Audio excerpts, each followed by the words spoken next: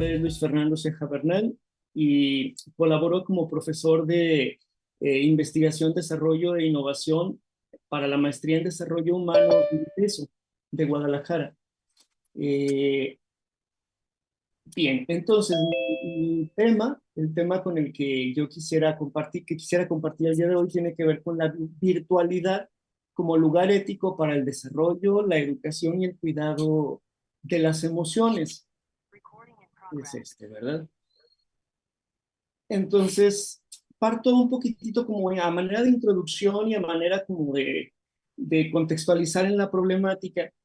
Quiero comentar que la población que fue entrevistada para este trabajo se compone de alumnos y exalumnos de la Maestría en Desarrollo Humano del ITESO en su formato virtual.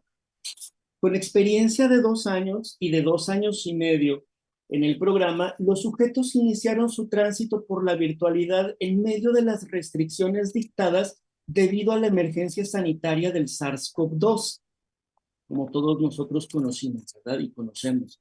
Para todos ellos representó una decisión original el haberse inscrito a esta oferta educativa, pues se trató de la primera vez que estudiarían de forma virtual.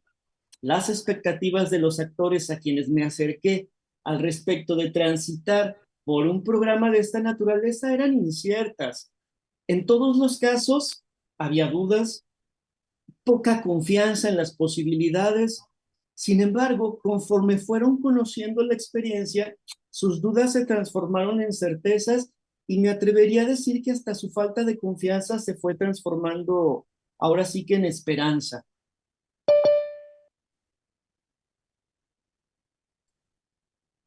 ¿Qué ocurrió que propició una actitud receptiva a toda la experiencia? ¿Cuáles fueron las condiciones de posibilidad que favorecieron incluso la alegría y el deseo de las sesiones virtuales? Este trabajo pretende dar cuenta no solo de algunas memorias de lo ocurrido, sino de las propias condiciones de posibilidad para que la virtualidad se hubiese convertido, en este caso, en un espacio privilegiado para desarrollar, educar y cuidar las emociones de los sujetos involucrados. De algún modo, aquí en esta diapositiva, tras una breve introducción, sintetizo como mis preguntas y mi propósito, ¿verdad? E inicio con cómo abro mi temática, nombro mi problematización, ¿verdad? La opción por la virtualidad en medio del confinamiento obligado, el cambio por la continuidad. Con el conjunto de restricciones que todos conocimos que fueron indicadas tras el impacto de la emergencia sanitaria que supuso el SARS-CoV-2 en marzo de 2020, se estableció como obligada la adopción del teletrabajo y también del teleestudio, ¿no? El fenómeno significó un momento que suscitó rápidamente una cultura de la comunicación a la que con demasiada facilidad comenzamos a llamar virtualidad, ¿no? Si bien la tecnología de la comunicación a distancia con este nombre ya se utilizaba con fines laborales o educativos en medios, a lo mejor incluso muy selectivos, no fue sino hasta la declaratoria de la emergencia sanitaria cuando el recurso se democratizó, por decirlo de alguna manera, por obligación, ¿no? Según los datos de la UNESCO, fueron las instituciones de educación superior las que sortearon con éxito el problema, generando incluso certidumbre en la población. Sin embargo, Francesc Pedró, que es este director del Instituto Internacional de la UNESCO para la Educación Superior de América Latina y el Caribe, dice que los profesores no mudamos hacia didácticas y técnicas propias de la virtualidad, sino que más bien tuvimos una regresión hacia la tradicionalidad y fuimos tradicionales compartidores de conocimiento. Rescata, sin embargo, la labor incluso sacrificada de estos actores sociales, pero bueno, no deja de hablar de este retroceso didáctico y pedagógico. Juan Carlos Silas Casillas, este hombre que escribe para el CONIE y que también es investigador acá en el ITESO y en la Ibero, que demasiado rápido llamamos educación virtual o clases virtuales a lo que en su opinión no fue otra cosa que una educación remota de emergencia. Si bien es cierto que la virtualidad en educación requiere diseños didácticos y recursos técnicos y pedagógicos más complejos, las instituciones educativas, a la par de los centros de trabajo de otra naturaleza, resolvieron como pudieron la necesidad de la continuidad de la operación, ¿no? Esto lo vimos todos, especialmente una vez que el confinamiento se quedó indefinidamente. El ambiente social se tornó difícil y la incertidumbre se instaló en la vida de las personas, generando sentimientos y emociones que impactaron la esperanza, los estilos de vida, las relaciones interpersonales y con ello se generó una búsqueda que desde lo posible frente al miedo en el confinamiento le permitiera a las personas tener un poquito de certidumbre, ¿no? En este escenario caótico y lleno de miedo, numerosas instituciones de educación superior lograron ofrecer la certidumbre buscada a través de los programas que llamaron virtuales o en línea para continuar con las formaciones profesionales, ¿no?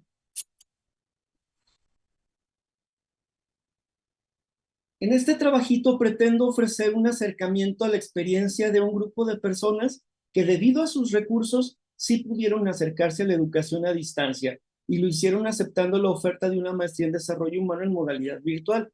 Y es que hay que decir que no en todos los casos ha habido como éxito en cuanto a la virtualidad, sobre todo en la educación básica, ¿verdad? Hagamos o no, aproximémonos un poquito a una revisión teórica, ¿no?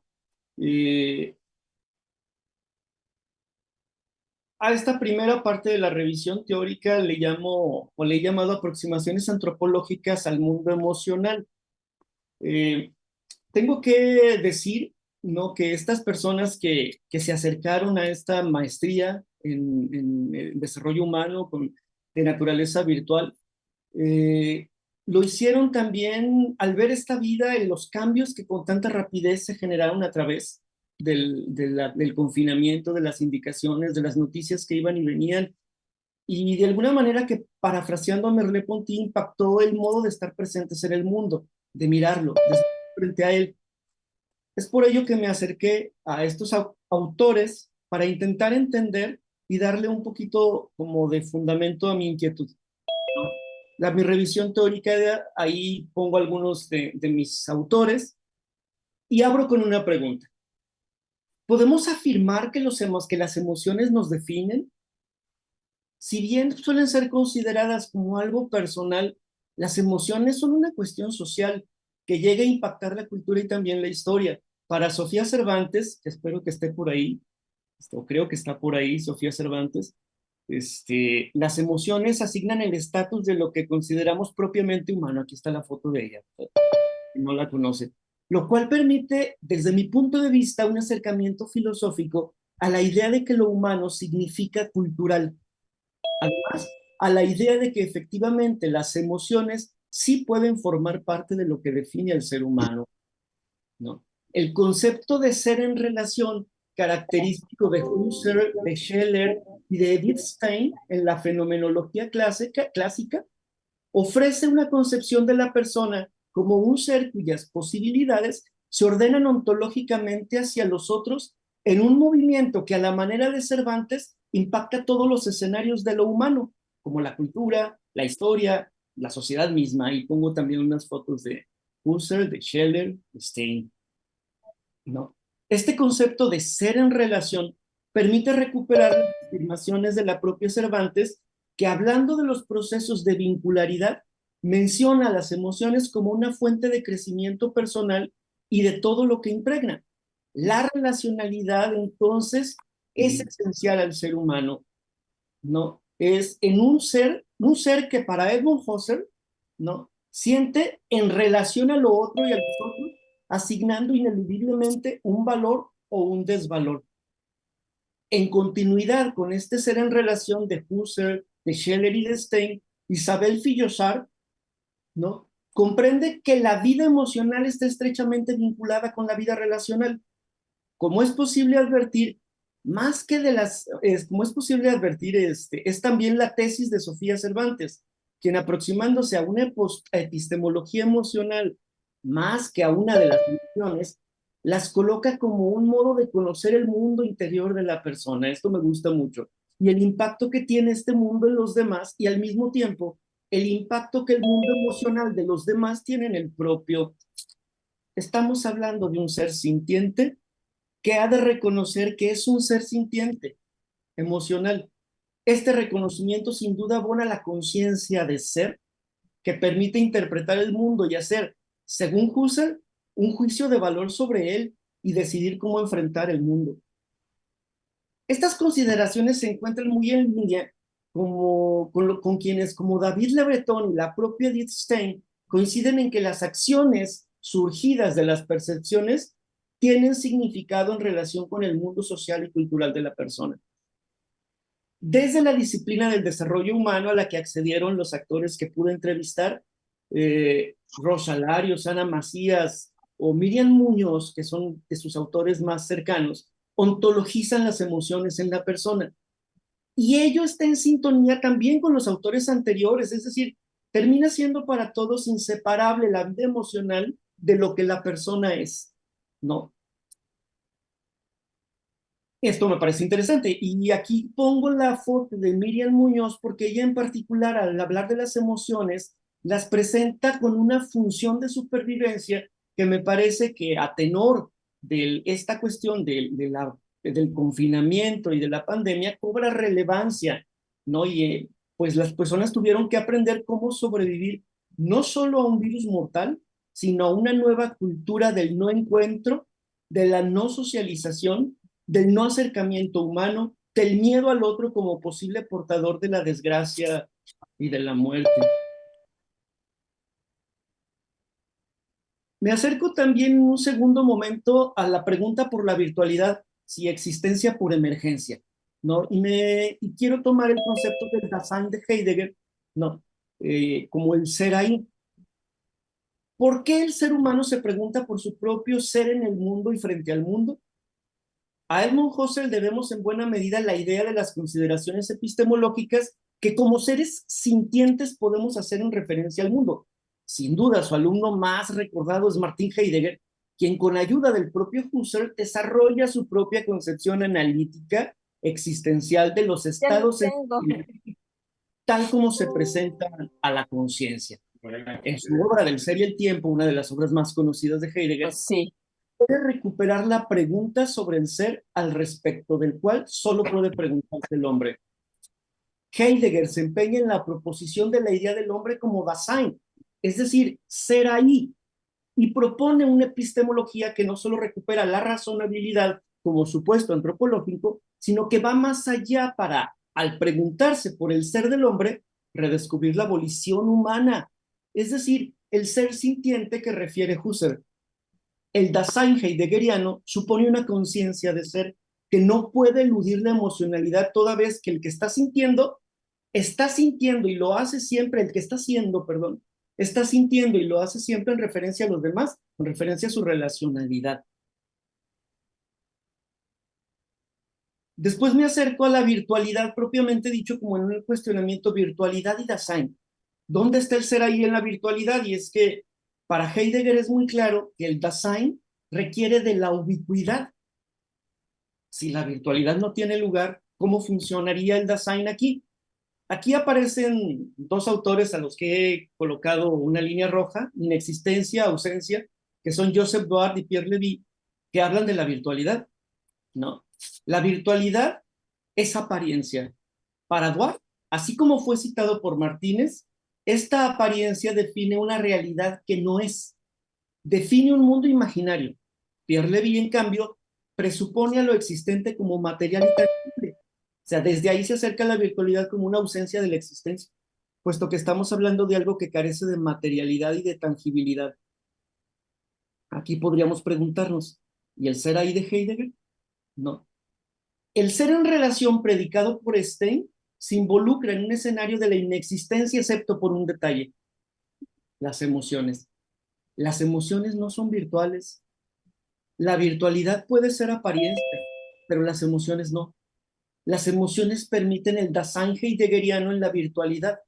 El ser humano que no tiene lugar en una I de lo virtual aparente, pero que mediante la comunicación emocional visibiliza el aporte del corazón de las personas ahí. Algunas consideraciones metodológicas, pues el enfoque al que pretendía acercarme es el cualitativo por descriptivo interpretativo. Metodológicamente he coqueteado con la fenomenología y técnica que adopté fue la entrevista abierta en un cruce debido a la fenomenología con la entrevista fenomenológica, pero no llegó hasta allá, no llega hasta allá. Es un cruce sencillo con la entrevista fenomenológica, pero es más bien una entrevista abierta, pretendidamente a profundidad, esto sí.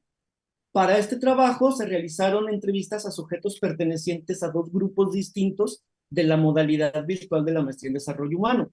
El instrumento consideró 4 paquetes de información: los recursos y la descripción del tránsito por el programa virtual, la recuperación de la memoria acerca de las emociones y las consideraciones que sobre estas guardan los sujetos en este momento, la experiencia del manejo de las emociones por parte de profesores y compañeros, y finalmente las reflexiones sobre las posibilidades de la virtualidad en la experiencia de lo humano.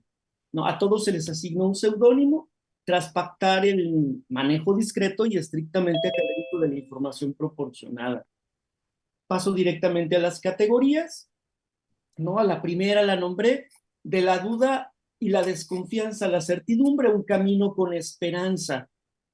Y es que en la búsqueda de una especie de normalidad, 3 de los sujetos entrevistados encontraron en la oferta de la maestría en desarrollo humano del ITESO, en su formato virtual, un bastión que originalmente significó una oportunidad que no estaba exenta de dudas. Uno solo de ellos, o uno solo de los sujetos, ya tenía algún tiempo cursando el programa en su formato presencial y por su edad, más de 80 años, había decidido tomar las materias poco a poco, hasta que al llegar a la orden del confinamiento fue obligado, en contra de su voluntad, a seguir tomando la maestría, ahora en formato virtual.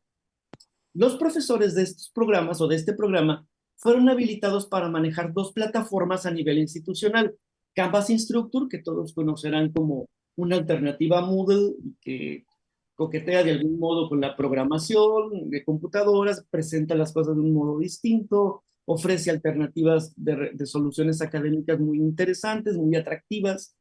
Y para el manejo de lo sincrónico, justo esto último, el manejo de lo sincrónico, ¿no? Fue lo que más llamó la atención de los sujetos. Pues a decir de ellos mismos, imaginaban un programa con actividades programadas, materiales de revisión en línea y entregas calendarizadas mediante lo cual obtendrían los créditos necesarios. Sin embargo, cuando fueron instruidos para aprender a conectarse mediante la plataforma, comenzaron a recibir en sus casas, mediante los equipos de conectividad, a profesores y compañeros que comunicaban y recibían la comunicación con la intención de que todo funcionara lo mejor posible. Comenzaron a despejarse un poco sus dudas. De hecho, uno de los sujetos, a quien llamaremos Gary, dice: nunca dimensioné. Pensé que era ver en línea instrucciones y resolver subiendo a Moodle. No entendía el concepto de virtualidad. No había entendido lo de la sincronicidad, pero ya vi que todo el tiempo estábamos acompañados. Luego se volvió una dinámica necesaria porque te permite crear vínculos a la distancia. Apareció la necesidad de conectarme. No es una simulación, es una realidad virtual. Esta expresión de Gary sí nos remite a aquellas definiciones que tanto Joseph Duarte como Pierre Levy hacen de la virtualidad como ausencia de material, es más, como ausencia de existencia, ¿no? Sin embargo, aunque lo que dice Gary no responde propiamente al concepto de la virtualidad, la última frase muestra su percepción de lo real, refiriéndose a la experiencia que le dio la sincronicidad y a la oportunidad de crear vínculos, y él lo llama realidad virtual, realidad virtual. Una de las entrevistadas también comenta: un reto y un logro, vencer primero lo técnico, pero gracias al acompañamiento fui aprendiendo y me fui sintiendo bien, poco a poco con menos temor. Lo más bonito de todo fue descubrir que ya todos entramos en sintonía con eso de lo técnico y asumimos las reglas. Y dice, se fraterniza. Los dos subrayan la formación de vínculos entre las personas que forman los grupos. Esta creación de los vínculos donde las emociones son infranqueables le da a ambos la certeza de que la experiencia es real. Un factor que se encuentra presente en los dos testimonios es el del acompañamiento. Más allá de la inducción técnica, los sujetos reconocen desde la palabra acompañamiento que hubo quienes estuvieron facilitando la experiencia de la relacionalidad en la virtualidad. En ese sentido, Jesse, este hombre que les digo que tiene como más de 80 años, y a quien llamaremos así, Jesse, llega a decir, creía que la virtualidad no creaba vínculos entre compañeros y profes. La necesidad por la pandemia me hizo cambiar lo que yo creía. Vi que la virtualidad sí cumplía con lo que yo negaba. Para mí fue muy difícil al principio, pero luego ya los profes de veras que ayudaron mucho a que uno se sintiera que no estaba en un vacío. Todos los sujetos fueron cuestionados acerca de si volverían a tomar un programa virtual. Y todos respondieron afirmativamente, pero con una condición, la sincronicidad, que se presenta entonces como una condición para lo que ellos comprenden como realidad virtual, más allá de la falta de materialidad o de tangibilidad. Un programa en desarrollo humano que con dudas e incertidumbres debido a la ausencia de contacto humano real, permitió que lo tan propiamente humano como las emociones, los sentimientos, los vínculos, las confianzas, los enojos, los perdones, los brindis y una construcción epistemológica sólida y solidaria con los demás se circulara anhelantemente entre los involucrados. Y aquí pongo, parafraseando a Sofía Cervantes, si las emociones conceden el estatus de lo humano en este programa virtual y a decir de los propios participantes, la virtualidad no fue impedimento para que lo humano circulara. El ser en relación de Husserl, de Scheller y de Stein se revela o se acepta naturalmente en el aula virtual a cuadritos. Hay algunas condiciones. Poco a poco los participantes encontraron en las sesiones sincrónicas una parte de su vida relacional y con ella, como dice Isabel Fillosat, se vincularon sus emociones. Conectarse comenzó a significar estar frente al otro que se identifica, que se conoce, que significa. Paso a mi última categoría, las emociones, el ser ahí en la virtualidad, ¿no? La inexistencia de la materialidad y la tangibilidad en la virtualidad no impidió el establecimiento del estatuto de lo humano en la experiencia de los sujetos. Para todos, la comunicación sincrónica de ida y vuelta, las retroalimentaciones, las manifestaciones de las necesidades y de los sentimientos, las historias compartidas, estuvieron cargadas de emocionalidad. Estos sujetos dan cuenta del manejo ético que experimentaron. Dicen, por ejemplo, alguien dice, sí, mucho respeto, empatía, cuidado. Siempre se trató de algo importante, valioso, de lo que está compartiendo el otro. Otro dice, un cuidado de todo, como si estuviéramos presentes. En serio, en serio. El metal, los cristales, los plásticos y los líquidos, la energía eléctrica, la señal de internet, todo dio lugar al intercambio de corazones, que fue el principal aporte de los involucrados. Los estados sensibles percibidos por la conciencia, no, de los participantes, perdón, dice aquí, muestran el nivel de involucramiento de los sujetos que llegaron a las pantallas con todo su mundo previo, con su historia, su cultura e incluso con su vida social. Si para Heidegger la conciencia de los estados sensibles da cuenta del ser sintiente del que habla Husserl, la experiencia por la que atravesaron los participantes muestra tanto esa conciencia como la construcción epistemológica que fueron logrando transformando su mundo, a decir, pues, de ellos mismos, ¿verdad? Y voy a concluir, ¿no? Es inevitable apreciar algunos factores importantes en la experiencia que he presentado. Lo primero, dice aquí, la presencia de los facilitadores como garantes de la confianza, la participación, la comunicación, el aprendizaje y la producción, ¿no? Y sin duda la sincronicidad misma, ¿no? Como unos elementos que para ellos fueron muy importantes y que garantizaron que la experiencia de lo humano funcionara a través de este programa o de estos programas en que algunos ya concluyeron y otros están concluyendo. Los protagonistas de este ejercicio trabajaron en la autoconciencia de sus emociones y estuvieron dispuestos a transitar por procesos de vincularidad entre conocimientos y personas, transformando su realidad y sus contextos. No volverán a tener la misma visión de la realidad, ni de la realidad material, ni de la realidad virtual. Finalmente, quiero decir lo siguiente. Fue muy evidente la necesidad, es muy evidente más bien, como educador lo digo, la necesidad de profesores y profesoras como facilitadores que reciban una formación en humanidad, no solo en humanidades. Y aquí traigo a la memoria a Juan Martín López Calva, que hace justo esta afirmación, ¿no? Dice, no bastan las formaciones en nuestras disciplinas en las que somos expertos, ni siquiera bastan las formaciones en las humanidades, ¿no? En la sociología, en la psicología, en la propia filosofía. Es necesaria una formación en humanidad, ¿no? Y yo digo, es que esta formación en humanidad, ¿no? Implica la formación y la sensibilidad de una mirada compasiva, de una mirada incluso misericordiosa, de una mirada empática, de una mirada que acepta al que llega como llega, ¿no? Y en estos escenarios donde todo el mundo parece llegar con una herida, es fundamental. La sincronicidad incluso puede ser estéril si quien facilita la experiencia no ha sido formado para crear confianza, para apreciar a las personas, para recibirlas, para reconocerse en los ojos del otro, aún a través de una pantalla, y enseñar a ese otro a mirarse y reconocerse en los propios. Algunas referencias bibliográficas y por supuesto mi agradecimiento por el tiempo que me han dedicado, por su atención.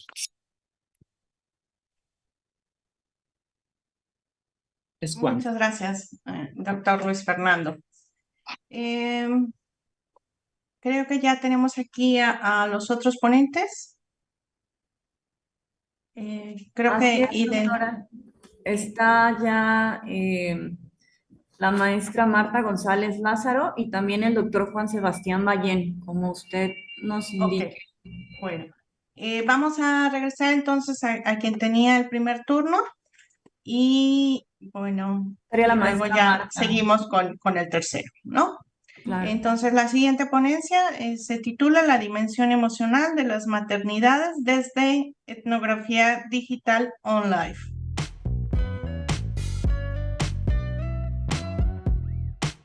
Y la maestra Marta González Lázaro.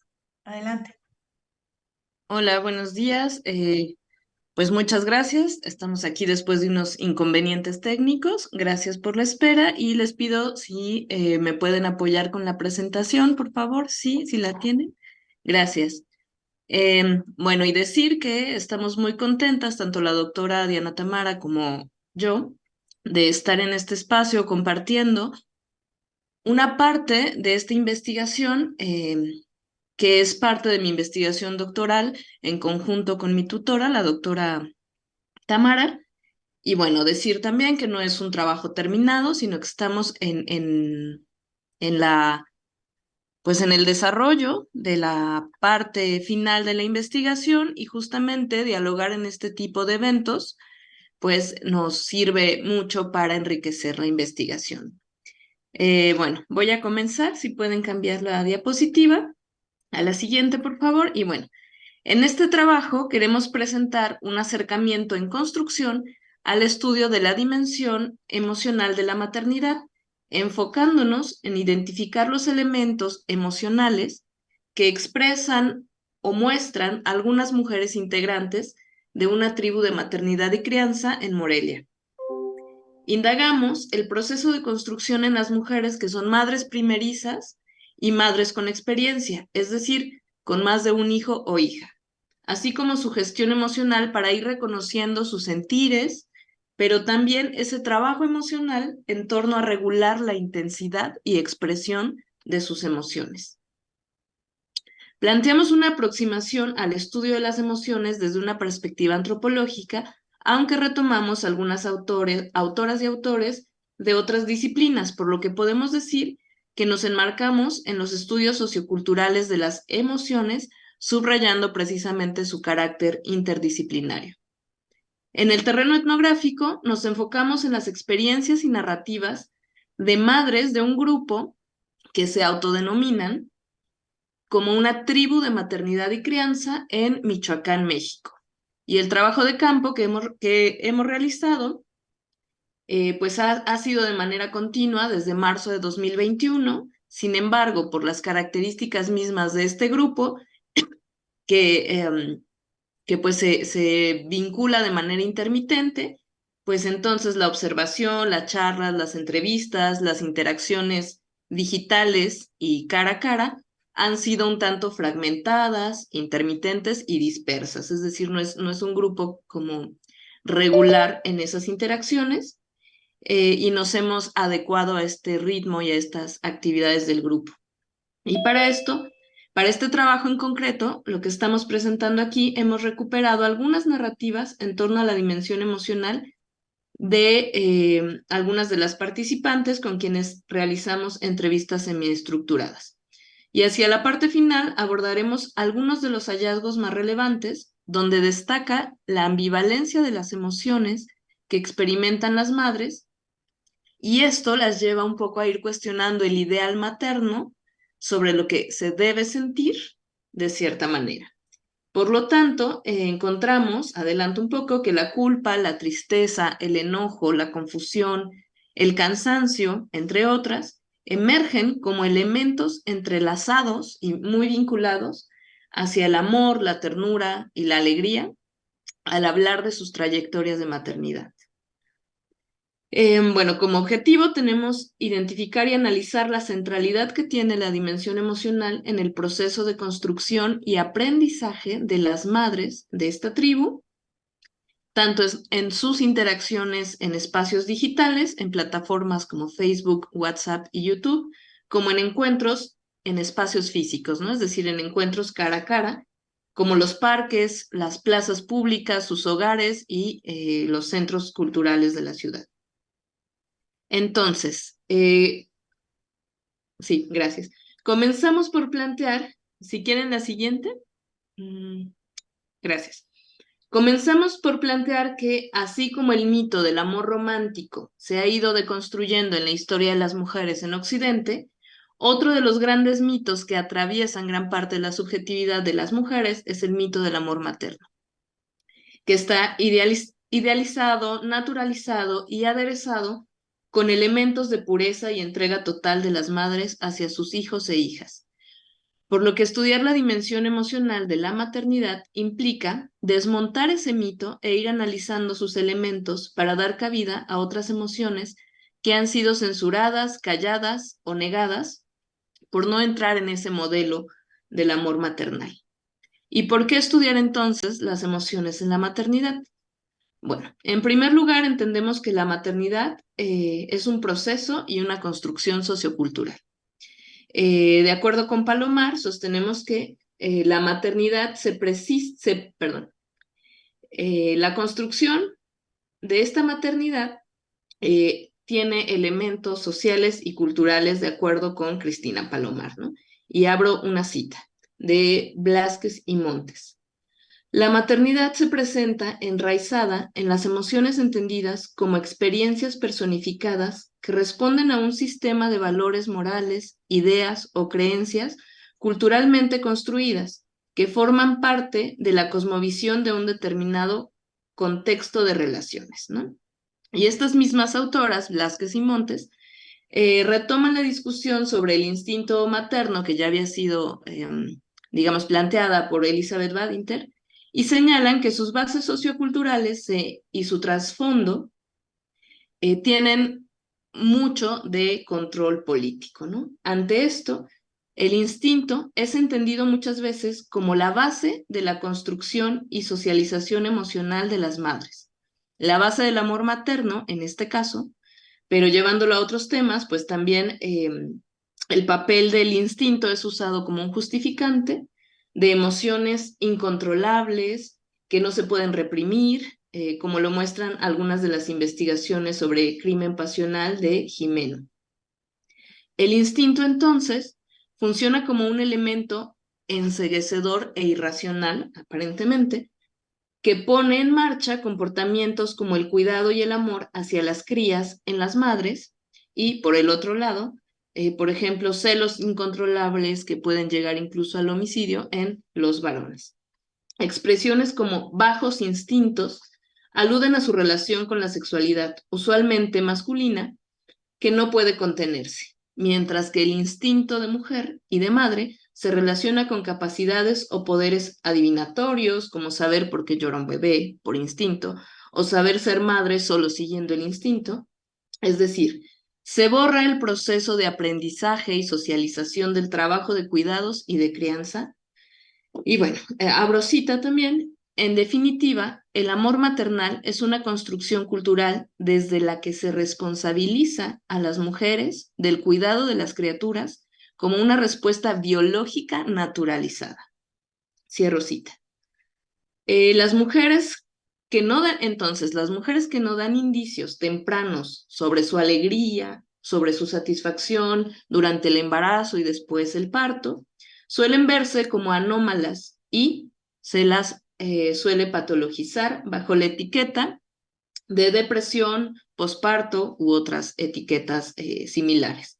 Por ello, algunas autoras, entre ellas Sharon Hayes, quien habla de la maternidad intensiva como un modelo actual que exige no solo atender las necesidades de las criaturas, que por una parte se presentan más costosas, sino además mantener un fuerte compromiso emocional por parte de las mujeres, lo que hace que vivan esta experiencia con una enorme cantidad de exigencias y no tengan cabida otras emociones que salen de estas expectativas. Y bueno, las más valoradas, digamos, serían la felicidad y la alegría, la satisfacción o la realización en estos momentos, ¿no? Se establece entonces una construcción social del amor materno como la emoción central de la maternidad. Y esta construcción esta construcción del amor materno como la emoción central de la maternidad obliga a las mujeres a eliminar y no transparentar otras, como la ansiedad, la hostilidad, la inseguridad o la preocupación, la culpa o los conflictos que se convierten en tabúes. Es decir, no se permite verbalizar o elaborar los pensamientos y los sentimientos negativos que pueden y de hecho acompañan a la maternidad. Esta prohibición social, la negación de otras emociones diferentes al amor, conduce a una autocensura de las propias mujeres y a un aislamiento emocional cuando disponen de experiencias diferentes a las que el modelo indica. Cierro cita. Bueno, también se observa que la maternidad está firmemente atravesada por lo emotivo, por la dimensión emocional, tanto en su polo positivo como la alegría y estas emociones que he mencionado, la satisfacción y la realización, y el polo negativo o censurado, la culpa, el miedo, la inseguridad, la duda, la ira, que es bastante reprimida y censurada, o la decepción, cuando no se cumplen las expectativas que se habían creado. Entonces, esta ambivalencia tiene tanto elementos heredados del modelo de madre hegemónico occidental y patriarcal, así como nuevos elementos que se van resignificando y reacomodando en las construcciones de la maternidad de estas mujeres contemporáneas. Y la naturalización de la experiencia y emociones de la maternidad invisibiliza aspectos de la interseccionalidad, como la clase, la escolaridad, la edad, la situación laboral, entre otras.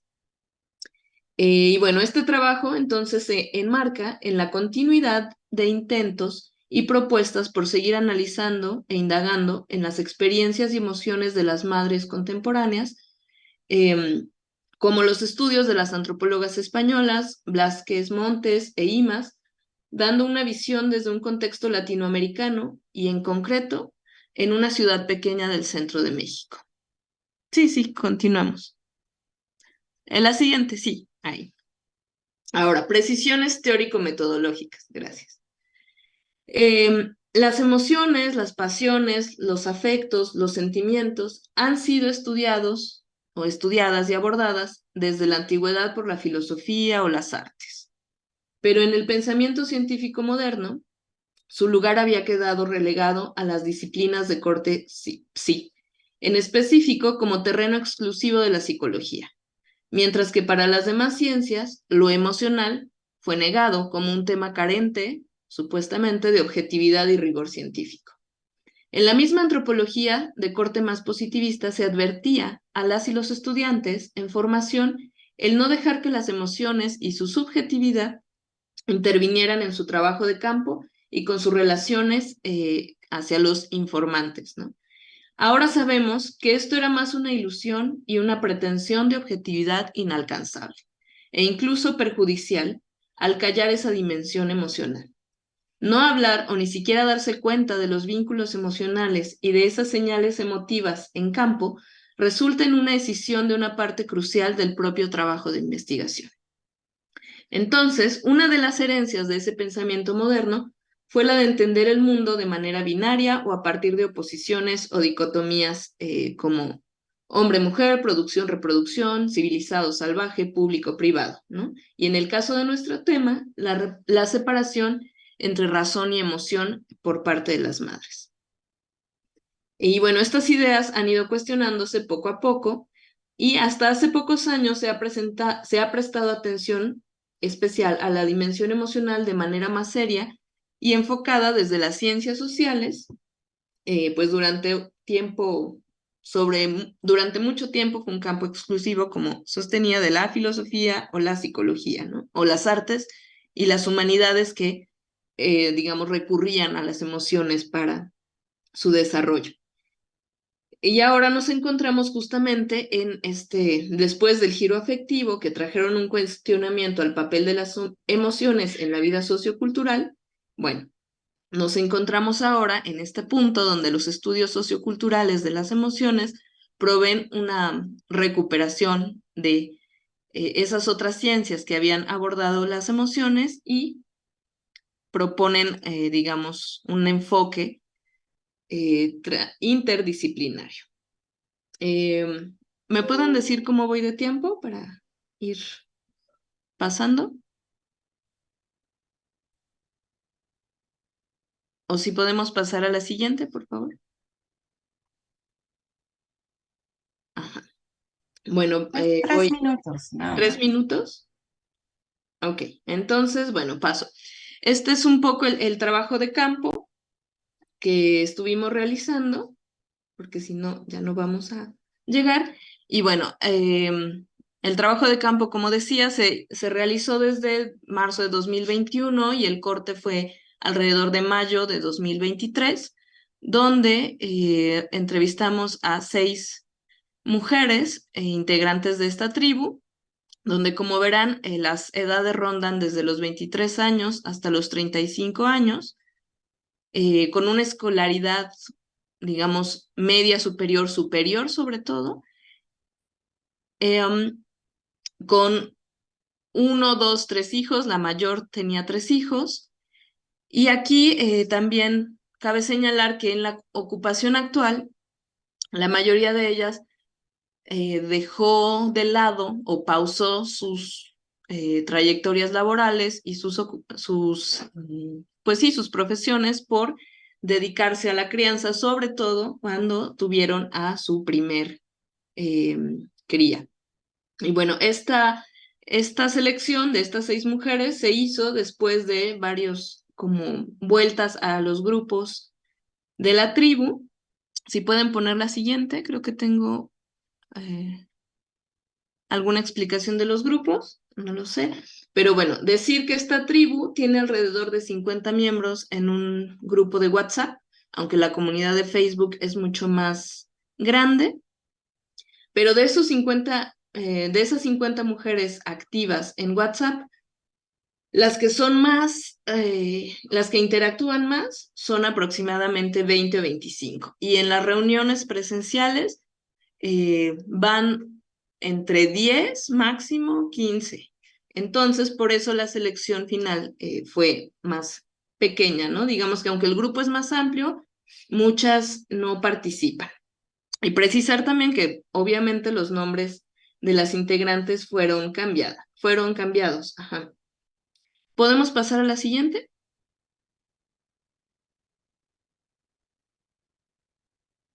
Ajá. Entonces iré rápidamente hacia los hallazgos, ¿no?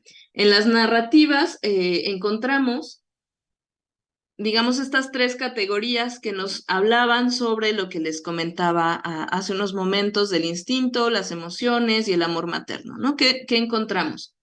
Primero, expresiones efectivamente de amor, de felicidad y alegría en los primeros acercamientos y en las primeras como en los primeros momentos donde abordábamos los temas de embarazo, parto y los primeros meses de crianza, pero poco a poco se iban como minando o iban saliendo estas emociones de tristeza, culpa, miedo y frustración, tejidas con las narrativas en las entrevistas sobre sus embarazos y partos, y sorpresivamente también se vinculaban muchísimo con cuestiones de violencia, sobre todo de violencia obstétrica, el miedo y la culpa, ¿no? En el momento del parto tenemos narrativas donde nos dicen, es que yo tuve la culpa y el ginecólogo me regañó porque yo no seguí sus instrucciones, entonces siento mucha culpa, y cuando llegué al quirófano lloré porque tenía mucho miedo y no debí haber llorado, ¿no? Entonces vemos cómo hay esa represión donde otros actores, entre ellos los profesionales de la salud, empiezan como a presionar, digamos, y estallan estas emociones no tan esperadas, ¿no?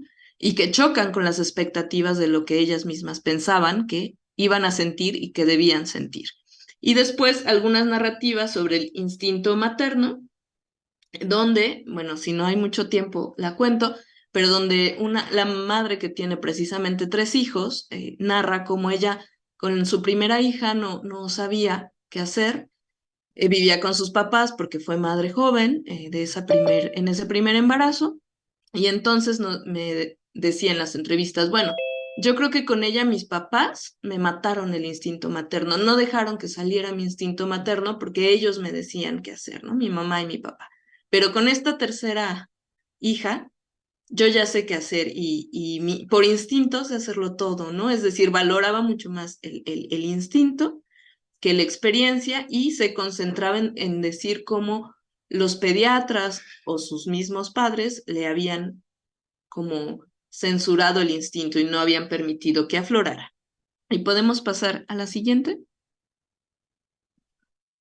Ajá. Entonces, para cerrar y no pasarme de tiempo, encontramos que estos grupos, como las tribus de maternidad de crianza y otras comunidades digitales o presenciales, funcionan como espacios seguros para hablar de temas de los que no se puede hablar con otras madres, ¿no? Es decir, al ser también unas extrañas, unas otras extrañas, o en las entrevistas, al contar con esta seguridad de anonimato, ¿no?, que les brindamos en el consentimiento informado, bueno, se sienten como en esa confianza de hablar sobre temas que no le podrían decir a su hermana, a su tía o a su madre, ¿no? También destaca esa necesidad urgente de hablar, es decir, al preguntar detonaban las narrativas muy largas y muy expresivas y muy extensas sobre sus experiencias, sobre todo de las emociones durante el proceso, siempre y cuando se tenga la garantía de no ser juzgadas y de mantenerse en el anonimato como una protección ante los juicios en un primer lugar, y por supuesto de que las personas que las conocen puedan identificarlas. Y finalmente destaca la ambivalencia e intensidad emocional en la maternidad como una de las claves para el análisis. No recuerdo si hay otra, me parece que no, pero bueno, por aquí con esto nos quedaríamos, y muchas gracias también por su tiempo. Muchas gracias, Marta. Continuamos entonces con la última presentación del doctor Juan Sebastián Payén Rodríguez, que se titula Las ambigüedades de la vida emocional en el mundo cibersexual. Adelante, doctor. Bueno, ¿me escuchan ahí? Quisiera confirmar si me Sí, escuchan te claramente. escuchas. Bien, muchas gracias. Creo que yo les compartí la presentación, no sé si la puedan compartir o yo lo hago. No sé. Eh, Creo que tú la puedes compartir.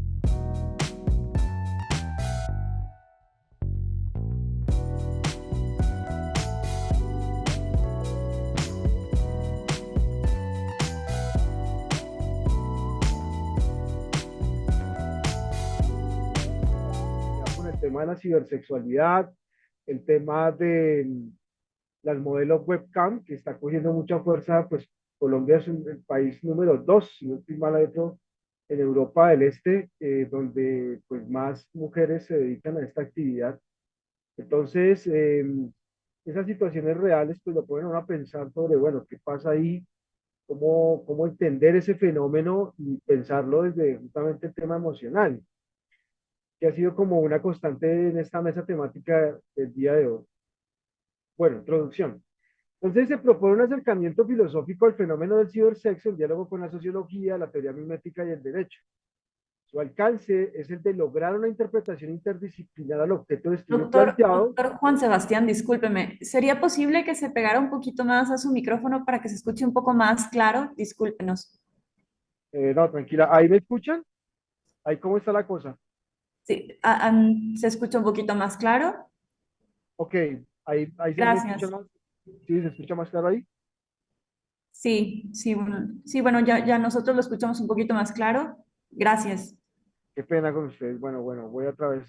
Entonces, les mencionaba que en la introducción de esta propuesta, pues tomo elementos de la hermenéutica textual, un análisis situado que corresponde propiamente al fenómeno de la cibersexualidad.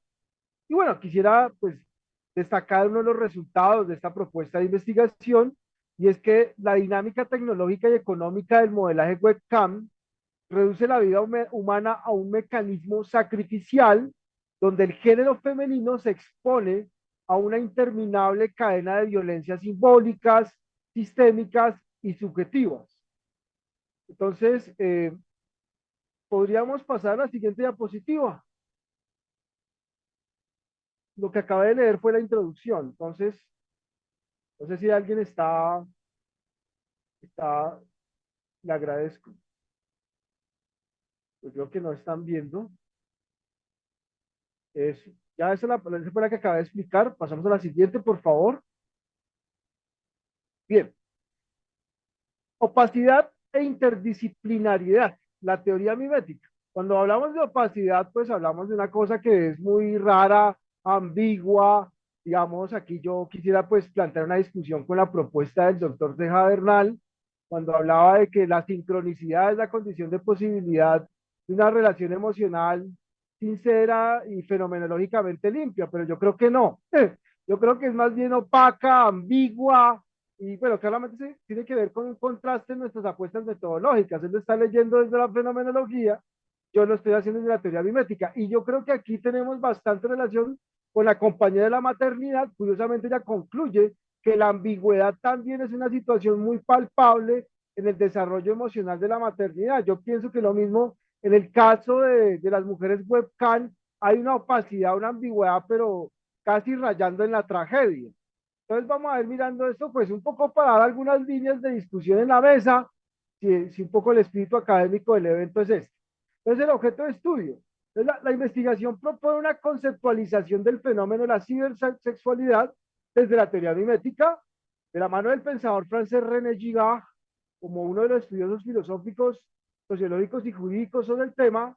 Ahí pues cito algunos autores, Jean-François Mattei, Beatriz Preciado, Anthony Giddens, entre otros. Entonces, en diálogo entre Girard y estos autores se propone una dinámica de análisis de la tecnología y la vida económica del modelaje webcam, y en donde la vida humana se reduce a un mecanismo sacrificial. Esto es propiamente el planteamiento nuclear de la teoría mimética. Recordemos que la teoría mimética parte de dos premisas filosóficas fundamentales. Uno, que el ser humano desea, pero desea miméticamente, es decir, desea en función de la imitación de otro deseo, ¿cierto? Y desafortunadamente ese deseo que se imita produce una violencia, ¿cierto? Que es un poco el deseo de apropiación, ¿sí? Entonces, ahí yo considero que hay un elemento fenomenológico de interés para los que son fenomenólogos o fenomenólogas, les debe interesar mucho la teoría mimética porque abre campo al tema de la relación con el otro, ¿cierto? Eso también es muy importante en la fenomenología, sobre todo en un temita que sería la intersubjetividad. Entonces resulta que en el plano de la teoría mimética los deseos están en un conflicto, ¿cierto? Porque yo deseo ser otro, yo deseo el deseo de otro. Entonces, Eso crea una dinámica de conflicto y de violencia. Primer elemento. Claramente el modelaje webcam es un deseo mimético exponenciado ad infinitum, ¿cierto? Y ya iremos viendo cuáles son las variables del deseo mimético en el modelaje webcam. El otro elemento que hay que reivindicar es el sacrificio humano, ¿cierto? Entonces el sacrificio humano es un mecanismo que se inventó la humanidad para, de alguna manera, hacer transacción de la violencia, ¿sí? Inicialmente las comunidades primitivas practicaban sacrificios para intercambiar bienes, en este caso con las fuerzas sobrenaturales, frente a catástrofes, sequías, hambrunas. Entonces los seres humanos practicábamos sacrificios para mejorar nuestra relación con los dioses. Luego, esos mecanismos sacrificiales se convirtieron en unas formas de negociar la paz entre comunidades tribales, digamos, que entraban en rivalidad. Entonces, pasó de una transacción religiosa a una transacción de orden cultural o sociocultural. Entonces, ya iremos viendo cómo el modelaje webcam ingresa al mundo sacrificial, ¿cierto? Bajo una serie de violencias que están alimentadas por el deseo mimético. Por favor, la siguiente diapositiva, gracias.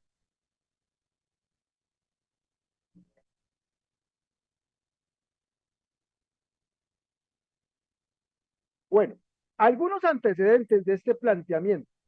El cibersexo, el trabajo y la tecnología, una opción para la población más joven. Entonces, hay que recordar que los orígenes de los videos webcam se remontan por allá al año de 1996, cuando la estudiante Jennifer Ringley en el Reino Unido enciende su cámara y graba en un experimento doméstico su cotidianidad en una pensión estudiantil durante 7 días, las 24 horas de la semana.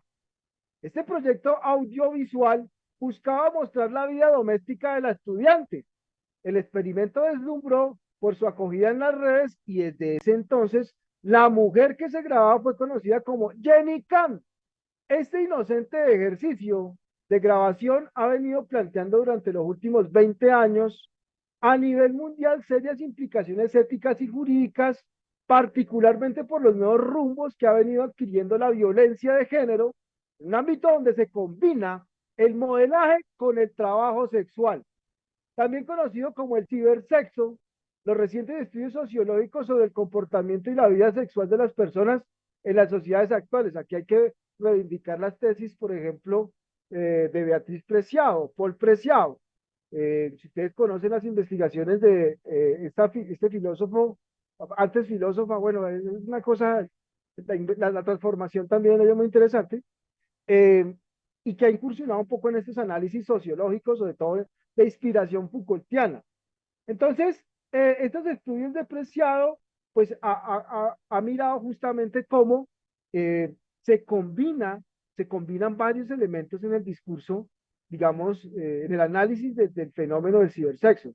Y traigo a colación una cita que está en Texto Yonki, que es uno de los textos, de las obras clásicas de esta pensador.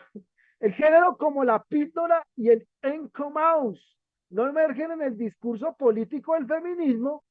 No, un momentico. Me quitaron la cita de Preciado, por favor. Y es clave. La anterior, por favor. Gracias. El género como la píldora y el encomaus no emergen en el discurso político del feminismo, sino en laboratorios del farmacopornismo. Dicho de otro modo, el negocio del farmacopornismo son las tecnologías del género, del sexo, de la sexualidad y de la raza, tecnologías de la producción de ficciones somáticas.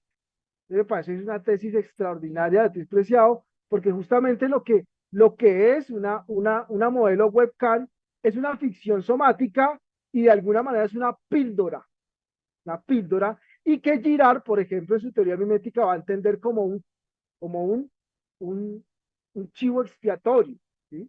El chivo expiatorio es una combinación de salud y enfermedad. Es lo que llamaban los griegos un sacrificado, un fármacos.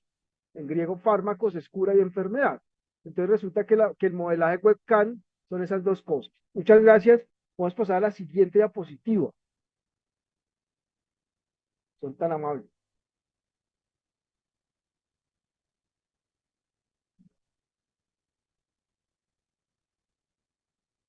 Muchas gracias. La época de la imagen del mundo. Así las cosas, hacemos nuestras las tesis filosóficas propuestas por el francés Jean-François Mattei, para quien el modo de vida de las sociedades contemporáneas estaba por una inversión del platonismo. En efecto, una de las preocupaciones sustantivas de la filosofía platónica tiene que ver con la consistencia ontológica de las cosas. Esta robustez en la esencia de las cosas se hace justamente por la idea, cuestión que pone en entredicho a las apariencias y aquellos elementos que la soportan como lo son el arte y la poesía. La inversión del platonismo es ni más ni menos que la actualización de lo que ocurre con su teoría sobre la mímesis y el mito de la caverna. Hoy día diríamos que el poder alucinatorio de la imagen y de los artefactos ha sustituido la mímesis, que en su momento fue motivo de crítica y de rechazo por parte de la filosofía platónica y la cual condenaba a la censura al arte poético. La época de la imagen del mundo es ni más ni menos que la instauración de la caverna en todos los órdenes de la cotidianidad de la vida humana.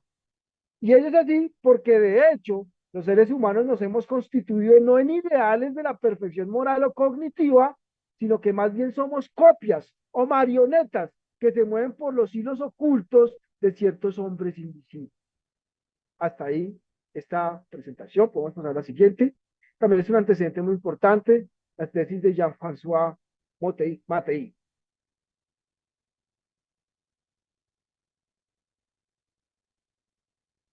La imitación y la violencia, aquí llegamos un poco al antecedente que más me interesa de pronto reivindicar, que es el de la teoría mimética del francés René Girard. Ahora bien, para la teoría mimética definir la violencia implica distinguir la dinámica de conflictividad que hay entre víctimas y victimarios.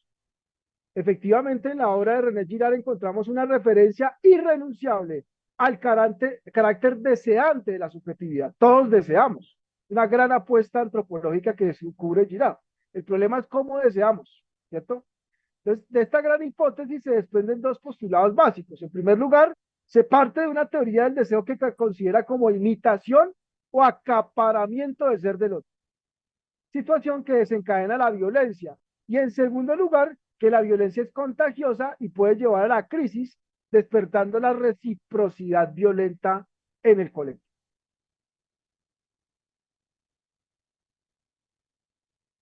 Las alternativas a la violencia desencadenada son dos.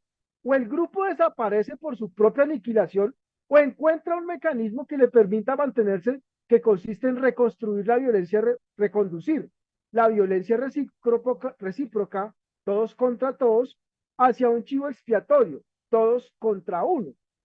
Se trata del mecanismo sacrificial, que construye a un culpable de toda la violencia y la sacrifica. Este sacrificio no solo resuelve la violencia de la muchedumbre, sino que la transforma en el nacimiento de una comunidad a través de la sacralización de la víctima, que aparece como si fuera la fuente de la misma comunidad. Uno de los casos fenomenológicos que emplea Girard para estudiar el paroxismo de la violencia mimética se encuentra en la tragedia griega. En efecto, el imperio de la violencia en la tragedia es el imperio de la mismidad. Se entiende por mismidad la imitación de la violencia recíproca o acción indiferenciada. La mismidad predomina en las relaciones humanas cuando la violencia es continuidad y simetría en los deseos. Y un ejemplo, digamos, de la tragedia griega es el sacrificio de Ifigenia. Ustedes saben muy bien, recordarán que en esta historia de la tragedia de Ifigenia, pues se cuenta un poco como su padre, que sería Agamenón, la sacrifica, ¿no? Porque resulta que los dioses no están a favor de la guerra contra los troyanos. Entonces le manda unos mensajes negativos y entonces Agamenón le consulta a los sacerdotes interpretan que lo que hay que hacer es sacrificar a Ifigenia y entonces Ifigenia se entrega un poco a un holocausto ordenado por su padre. La mismidad donde se encuentra en ese proceso sacrificial en los deseos de poder del padre. ¿Sí?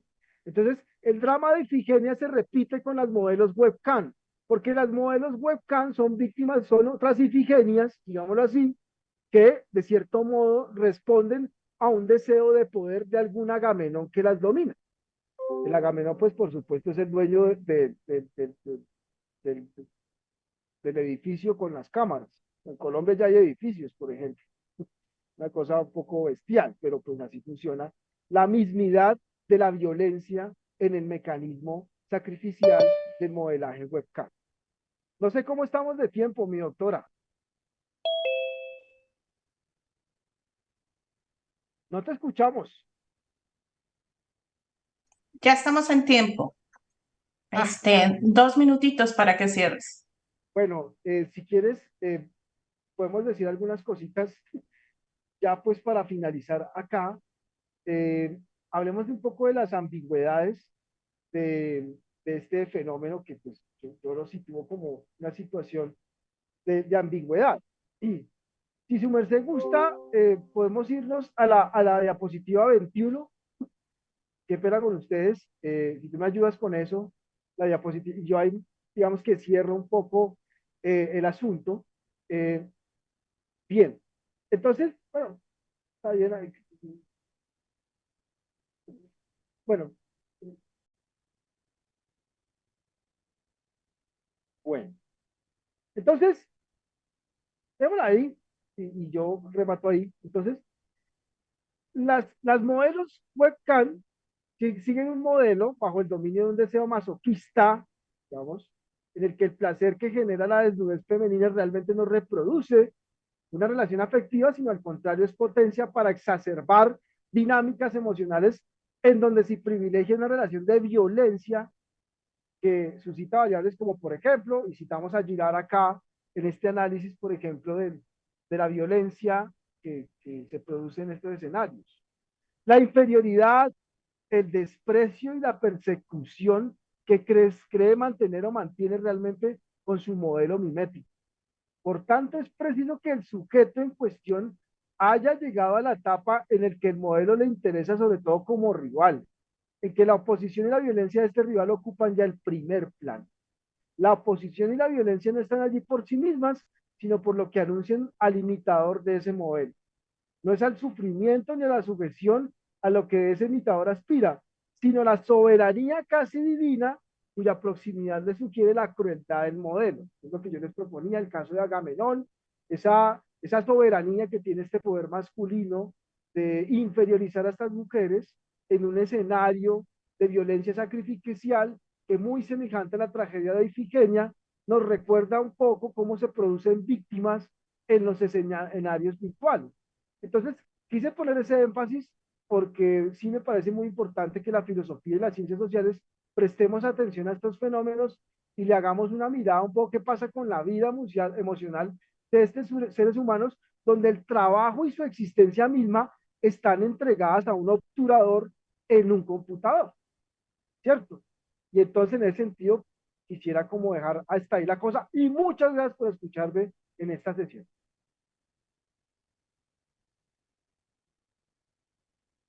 Muchas gracias, Juan Sebastián. Bueno, retomo ahora la dinámica establecida dentro del coloquio, que es que yo comente comente las ponencias y después abrimos un espacio para preguntas que sobre todo, bueno, tendrían que ser realizadas a través del chat, dado el tiempo que tenemos. Unimos mis comentarios, las preguntas generales y al final hay una ronda para que cada uno de ustedes pueda hablar. ¿De acuerdo? Bueno, pues comienzo yo con mis comentarios. Yo el orden de comentarios, pues ya no sé cuál va a ser. Que cambiamos aquí todo el orden de las presentaciones. Pero bueno, voy a empezar con quien comenzó. Que ya no encuentro. A ver, déjame ver para recuperar los nombres. Con Luis Fernando Ceja, que nos habló sobre los entornos virtuales, ¿no? Durante la pandemia y todos los desafíos que eso implicó para recuperar lo humano, para vencer las desconfianzas, para lograr, digamos, integración, ¿no? Este trabajo me parece que es como muy, muy interesante por lo que puede hacer en términos de repensar, ¿no? Lo que significa la copresencia, la sincronización en los entornos virtuales. Creo que algo que podría, no sé, ayudar a comprender mejor la experiencia que está tratando de recuperar el autor es pensar también, y bueno, y eso creo que va, en mi recomendación iría para todos, es que pensar lo sociodigital, lo virtual, no solamente desde el campo de la filosofía, sino también desde el campo de la investigación en comunicación. Los investigadores de la comunicación han detectado muchos elementos sobre lo que significa la virtualidad que son desafiantes, es decir, ya no lo ven como algo que implica artificio, ficción exclusivamente, sino lo ven como algo en lo que hay enormes continuidades entre lo que ocurre, digamos, en el mundo de la copresencia o en el mundo, digamos, que generalmente llamaríamos real, ¿no? Con lo que ocurre en lo virtual, ¿no? O en lo que ocurre online, en línea o fuera de línea, ¿no? Y entonces establece que hay enormes continuidades. Y entonces, pues no tendría por qué sorprendernos, ¿no? Que la confianza, que el contacto visual, que el acompañamiento, que es tan importante en los procesos educativos, digamos, en entornos tradicionales, pues lo sea también en los entornos digitales. Creo que hay que pensar que las necesidades que tienen los seres humanos, pues se mantienen, ¿no? En un entorno o en otro, y que a lo mejor ese otro entorno que hemos visto como algo, un mundo aparte, como algo que tiene unas reglas muy propias, que lo distancian fuertemente de lo que ocurre, digamos, en los espacios de la copresencia, pues podría no ser tan distinto, ¿no? Es decir, sino estar permeado por las mismas dinámicas que cada vez fluyen más entre, digamos, lo virtual, lo real, en línea, fuera de línea, ¿no? Eso me parece que es un desafío que tenemos todos los que investigamos esto, de no verlos como fenómenos excluyentes, de no pensar que lo que ocurre en un lado está aislado de lo que ocurre en el otro lado, sino que hay una influencia mutua. Y bueno, en el caso del análisis particular de las emociones, a mí me parece que también las investigaciones empíricas ganan mucho cuando dejamos de hablar de emociones en general y hablamos de emociones en particular. Y entonces comenzamos a detectar los miedos que generó la virtualidad, ¿no? Y que podrían estar detrás de esa resistencia, ¿no? A unirse o a participar, ¿no? De, del nuevo entorno virtual educativo que exigía, ¿no? La pandemia. Y tratar de ver eso, los miedos a mostrarse no competente, los miedos a no poder hacerlo. Y me parece que eso está dotando de mayor especificidad a la discusión de las emociones, ¿no? El asunto de cómo, por ejemplo, la sincronización produce integración, produce, ay, perdón, alegrías, produce acompañamientos, genera vínculos emocionalmente importantes. Me parece que es importante, pero que sería bueno como irlo narrando también a partir de emociones particulares, ¿no? Por ejemplo, no sentirse solo, sentirse acompañado, o sentir esperanza, o cualquier otro, ¿no? que podrían ustedes recuperar.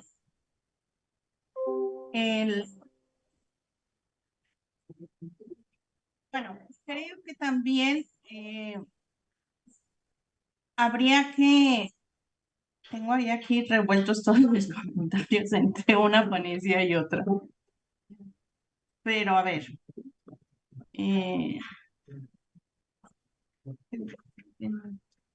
bueno, esos serían mis comentarios, pensar desde las emociones específicas, pensar también desde lo que implica la cultura sociodigital, de manera muy concreta y más específica, porque me parece que eso podría potenciar los resultados tan interesantes que estás configurando, Luis Fernando, ¿no?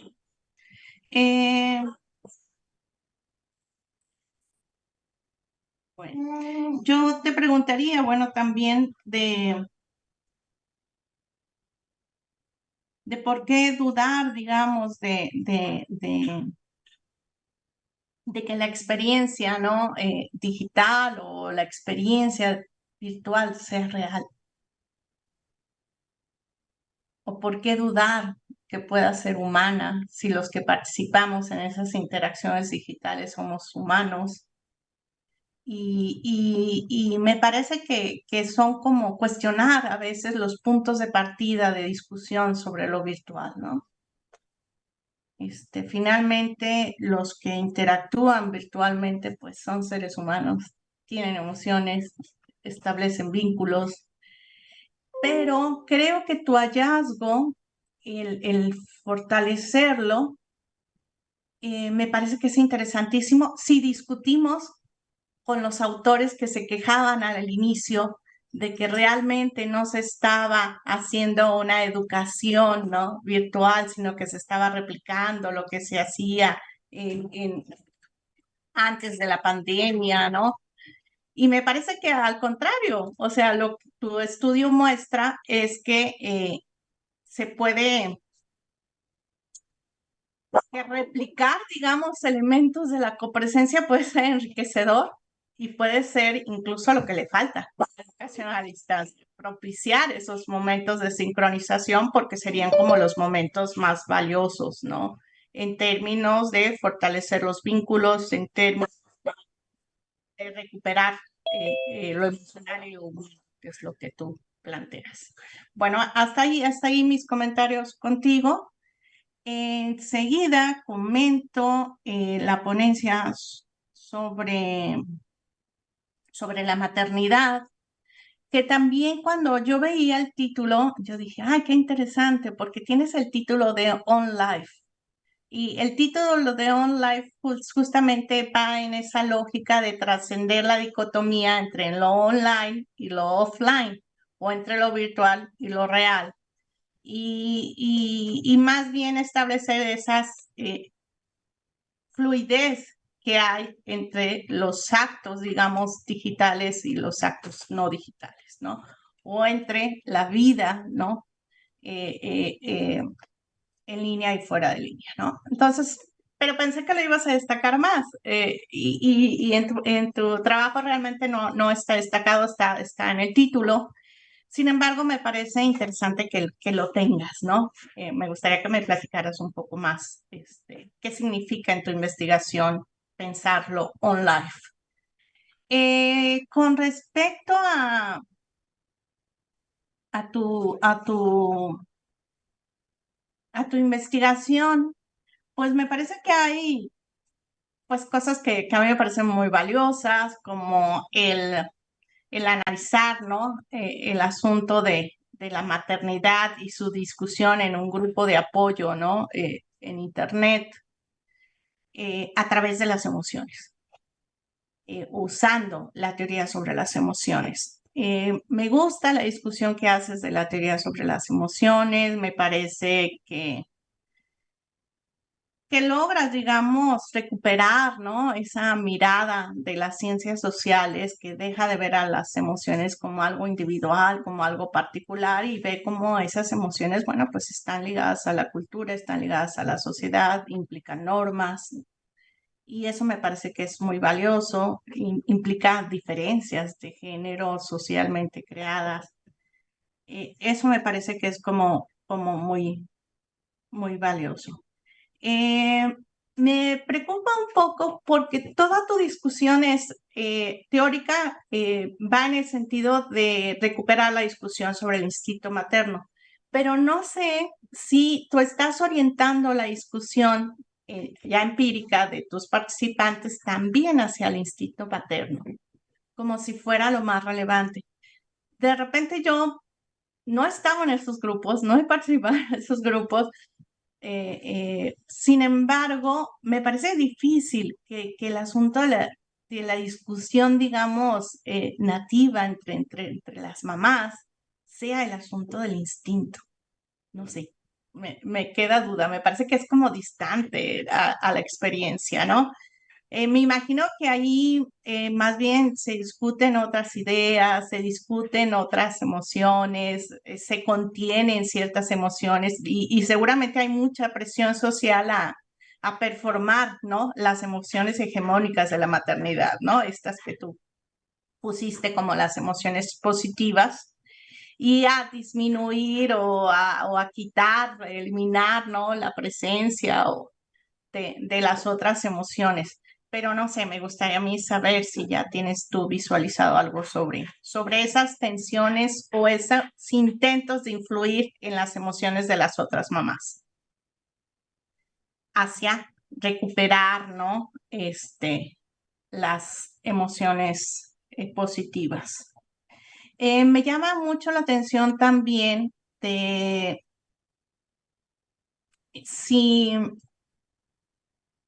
si se recupera también el asunto de la paternidad y de la responsabilidad paterna. O sea, a mí me parece que también muchas investigaciones desde las preguntas están asumiendo la idea de la maternidad intensiva, están asumiendo que la responsabilidad exclusiva de la crianza son las madres. Y resulta que están ausentes los padres y nunca hay una pregunta ni una discusión sobre los padres y sobre el sentir de esas mujeres sobre el actuar de los padres.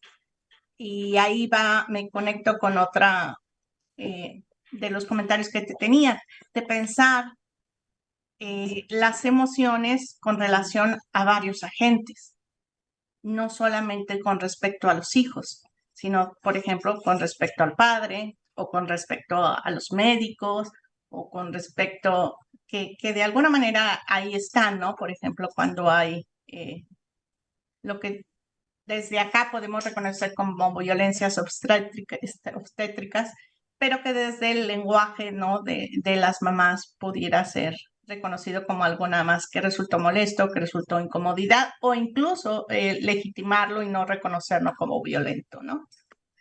Eso me parece que es como importante.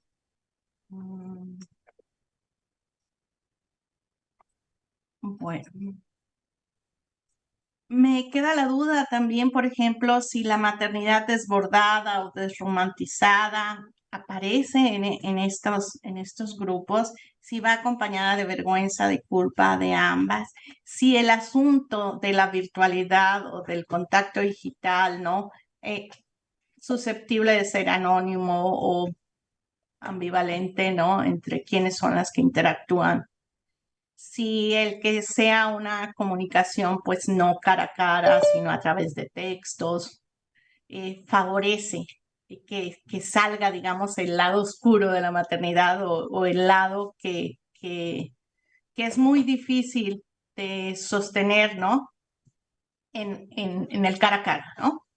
Como quejarse del hijo, decepcionarse del hijo, enojarse con los hijos, etcétera, etcétera.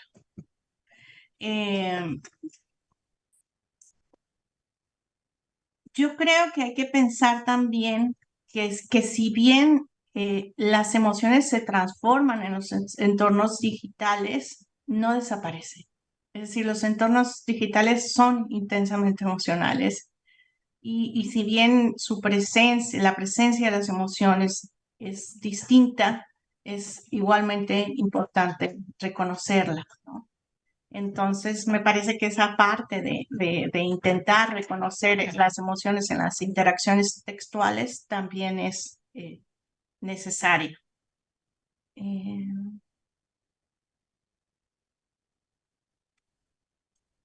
ok. Bueno, pues esos serían mis comentarios para ti, Marta. Felicidades, creo que tienes un trabajo súper interesante. Y bueno, al final me toca comentar la ponencia de Juan Sebastián, que, que resulta muy desafiante. Y creo que también así lo fue la de Luis Fernando, porque ahora sí que nos colocan fuertemente en la filosofía y en la discusión filosófica, que tiene ventajas porque, bueno, nos permite, digamos, pensar a través de metáforas, nos permite pensar a través de grandes abstracciones, ¿no? Que pudieran dar sentido a aquella práctica que queremos entender y comprender, pero también nos pueden alejar del fenómeno empírico, nos pueden ocultar, digamos, que en esas interacciones hay personas, hay significados, hay recursos que se ponen en juego y que recuperar, digamos, esa dimensión ya más experiencial, más significativa de lo que implica para actores específicos la experiencia, nos puede llegar a hacer, a matizar la discusión filosófica y la certeza que nos puede dar la discusión filosófica. Eh, el, ya me hice bolas. A ver. Bueno, aquí te lo voy a comentar, aquí ya lo identifiqué dónde quedó en mis notas, lo que tenía para ti. No es cierto. Ok. Creo que tu ponencia nos muestra de entrada un gran resultado con respecto a la dinámica del modelaje webcam, en la que el género femenino es expuesto a una interminable cadena de violencias simbólicas, sistémicas y subjetivas, tal como tú lo dices. No obstante, como abogada del diablo, quiero proponerte pensar otras cosas que no se me ocurrieron a mí, son un resultado de investigaciones sociológicas, por ejemplo, de las relaciones Sugar. Lena Williamson es una de las autoras. Y creo que eso, bueno, la investigación de esta autora me lleva a mí a pensar y a recomendar esa discusión si además de violencia hacia la mujer, estos espacios de webcam o de cibersexo no son atractivos para las mujeres porque les representan en términos económicos o transaccionales en contextos de precarización laboral femenina. Y también, ¿se acuerdan que yo les decía también como pensar, digamos, el trabajo sexual en las continuidades entre lo online y lo offline? Me parece que eso también es necesario, porque creo que los entornos digitales les ofrecen espacios más seguros para el trabajo sexual, con respecto a lo que implica el trabajo sexual, en copresencia, ¿no? O sea, los riesgos de la violencia no solamente son simbólicos, sino son físicos, en un nivel que puede ser muy atroz. Y entonces, digamos que lo digital o el cibersexo les da la posibilidad de ser trabajadoras sexuales con menores riesgos, aunque efectivamente hay una violencia simbólica hacia las mujeres, no sé, probablemente mimética y sacrificial, como plantea Juan Sebastián, pero necesaria para subsistir. También creo, bueno, que esa participación de las mujeres en las webcams puede ser una táctica defensiva para incursionar en interacciones íntimas con más control, con menos inseguridad y vulnerabilidad que en el mercado íntimo de la copresencia. Con todas las violencias posibles, el cibersexo es más seguro para las mujeres que el sexo en vivo, más cuando se trata de vender servicios sexuales. Entonces, creo que vale la pena pensar en estos contrastes y ver si también Gira sirve para explicar otras formas de trabajo sexual y de violencia sexual hacia el trabajo sexual femenino. Bueno, para mí es importante hablar no solamente, hablar de la violencia no solamente como una entidad abstracta, sino algo que experimentan personas de carne y hueso, que implica recursos, que implica alianzas, rivalidades, mercantilización y teatralización, que son dos conceptos que aparecen en la ponencia de Juan Sebastián y que me parece que es como muy interesante también recuperarlos, ¿no? A las mujeres también nos han enseñado a relacionarnos desde la competencia. Las mujeres rivalizamos entre sí y me parece que eso es algo también interesante a pensar, ¿no? En términos de cómo esa rivalidad que ocurre en línea y fuera de línea puede estar incentivando también, no sé, las formas en que las mujeres deciden actuar, ¿no? En un servicio de webcam. Bueno, dices cosas que me parecen muy interesantes, que ya las dijiste. Ver a la cibersexualidad como un dispositivo tecnológico, produce ficciones somáticas que genera entretenimiento y donde se alternan el placer y la violencia, ¿no? El asunto es que creo que el asunto del placer no sé si está completamente destacado o no. La idea de que el modelaje reproduce una dinámica sacrificial me parece también interesante, pero tratando de como llevar la inspiración, digamos, de esta idea, traducirla, ¿no? A prácticas más concretas que nos permitieran a los lectores decir, sí, tiene razón. O decir, bueno, a veces tiene razón, pero a veces no. O a veces es sacrificial, pero a veces no. Bueno, y esos serían pues mis comentarios. Y abro entonces voy a empezar a revisar aquí el chat. Ajá, justo, doctora, hay algunos comentarios en el chat. Ok, perfecto. ¿Los retomas tú, Dulce, de Pati? Sí, claro, claro que sí, doctora, con gusto. Ok. Bueno, está uno que realiza Francisco Godínez. Muchas felicidades por tu trabajo, Luis Fernando. Me parece enriquecedor cómo el contacto dentro de la sincronicidad conserva las virtudes del vínculo.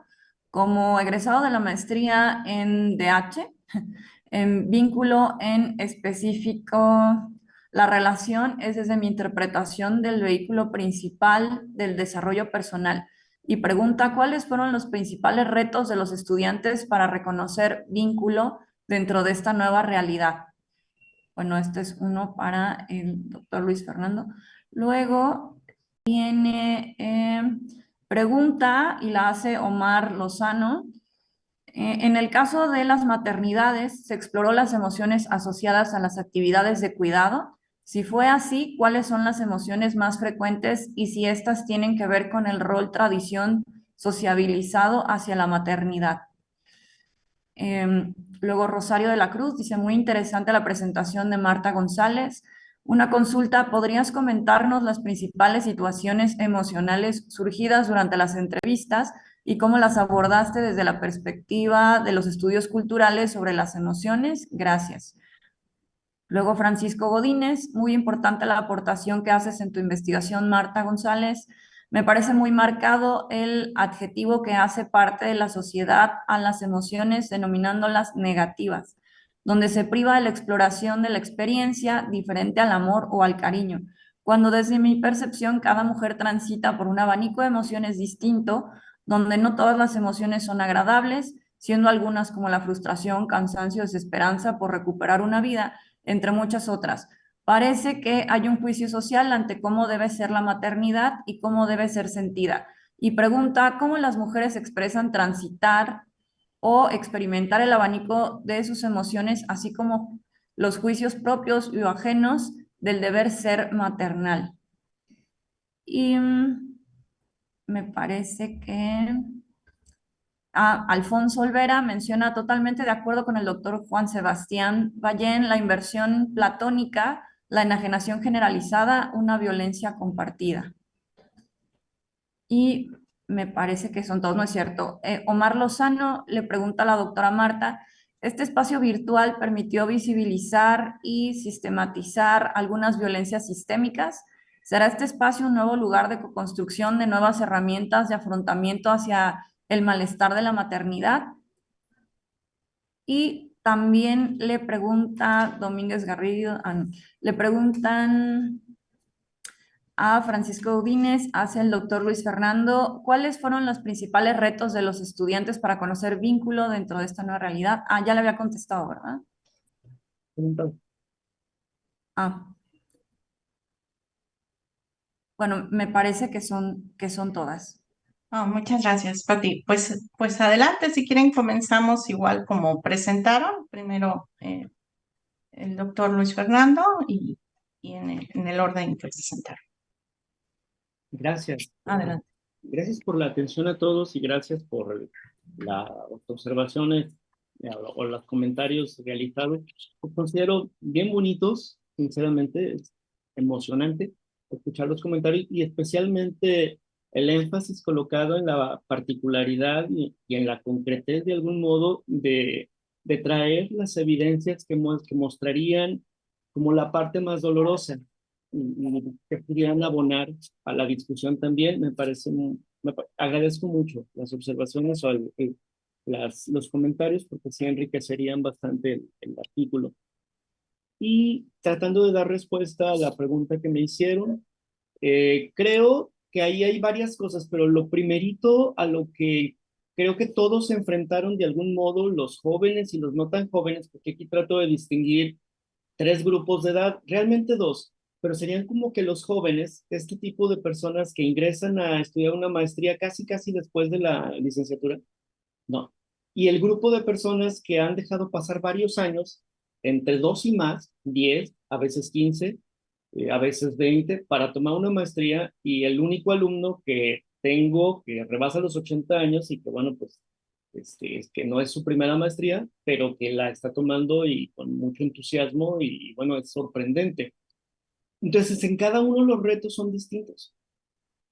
En cada uno de los retos son distintos. Quizás el reto de todos como común denominador, entre comillas, y digo de todos porque los más jóvenes no tanto, el reto es como la credibilidad en que cuando se interesan por un programa en torno a lo humano, en torno a las emociones, en torno a la vincularidad, en torno a lo social incluso, y bueno, parte de la oferta de esta maestría tiene que ver con la sensibilidad por un tejido social que podríamos reparar a través también de de este tipo de formaciones. Entonces, para quienes tienen edades medias y más avanzadas, el reto más grande es primero creer que esto es posible a través de vidrios y pantallas y cámaras. Este fue sin duda de las cosas más testimoniadas, más presentadas. Sin embargo, también por ellos mismos escrito, también por ellos mismos evidenciado, o más que escrito, compartido en las entrevistas, la sorpresa. sea, de la duda, de la incertidumbre, a la certeza y a la esperanza, a muestras de esperanza, sobre todo estas testimonios de decir, yo pensaba que no se podía, que definitivamente yo creí que no y estaba decepcionado, pero luego vi que sí se puede.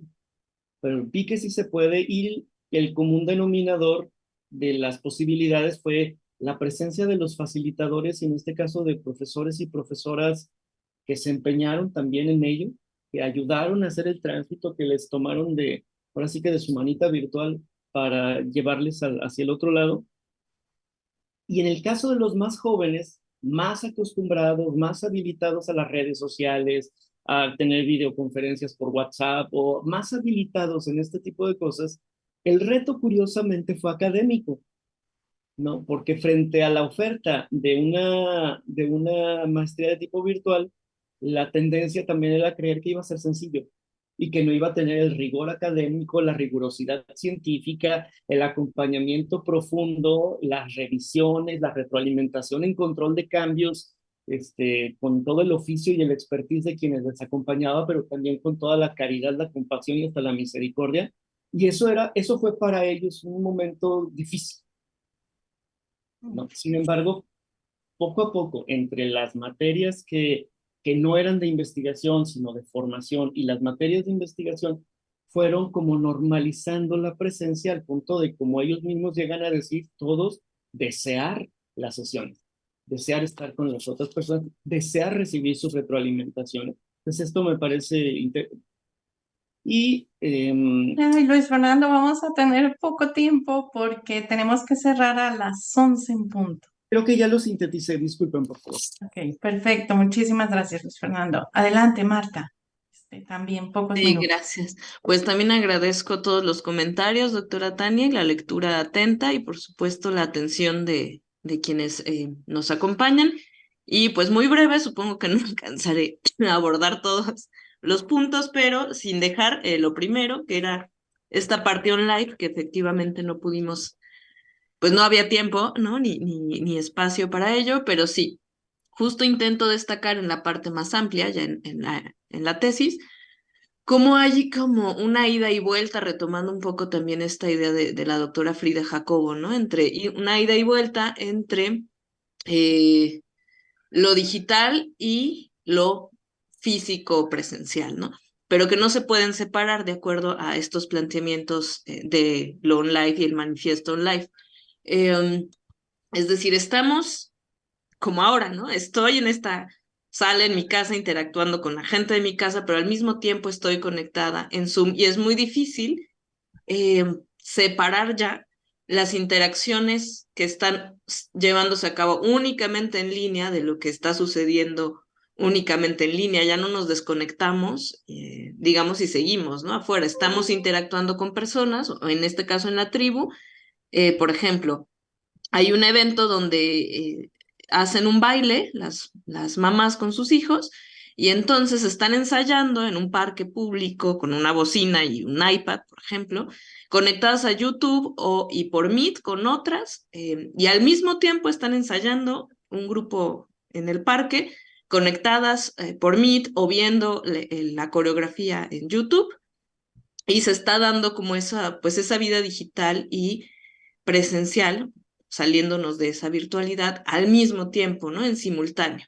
O estás buscando un contenido en YouTube sobre cómo bañar a un bebé y se está llevando al mismo tiempo la acción, ¿no? En esta parte de ver tutoriales y al mismo tiempo estar llevando a cabo un poco esa acción. Por ahí va esto porque el seguimiento, la etnografía online, en el seguimiento que se fue haciendo fue multisituado, multiplataforma, es decir, usé Facebook, WhatsApp, pero también otros recursos para las entrevistas, dependiendo de la preferencia de las madres, ¿no? Y encuentros presenciales donde las plataformas pues también estaban muy presentes, ¿no? No sé si con esto queda lo online, un poco más explicado. Y pues ya, solo para hablar del instinto, intentaré contestarlo primero. El instinto no es el punto de la investigación, pero ha aparecido ligado al amor, ¿no? O sea, como si por instinto se sintiera un amor hacia los hijos y entonces por ese amor se cuidan, ¿no? Entonces va como una línea, aparece un argumento de continuidad que justamente queremos cuestionar, ¿no? A partir de la construcción sociocultural y desnaturalizar eso. Gracias. Muchísimas gracias, Marta. Adelante, Juan Sebastián. Tania, yo te agradezco por tu finura en tus observaciones. Las voy a tener muy presentes. Este es un proceso de investigación. No quiero que me pase lo de un antropólogo que se fue a hacer una investigación por allá a unas tribus en el Pacífico y terminó enamorándose de las chicas. Entonces, me puede pasar algo así, pero yo te agradezco porque sí creo que le hace falta esa corroboración en la experiencia y seguramente con un recurso de metodología en ciencias sociales resolvemos. Pues yo te agradezco sinceramente tus observaciones, muy querido.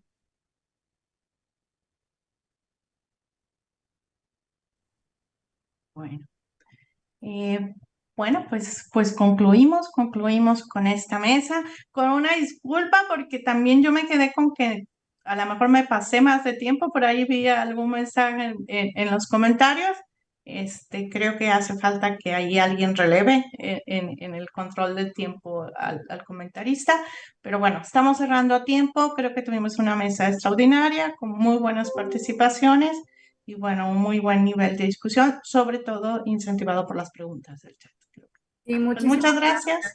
Muchas No gracias. sé si tengan algún aviso, Patti. No, retomamos actividades con la siguiente mesa. Empezaríamos a las 11:30 con las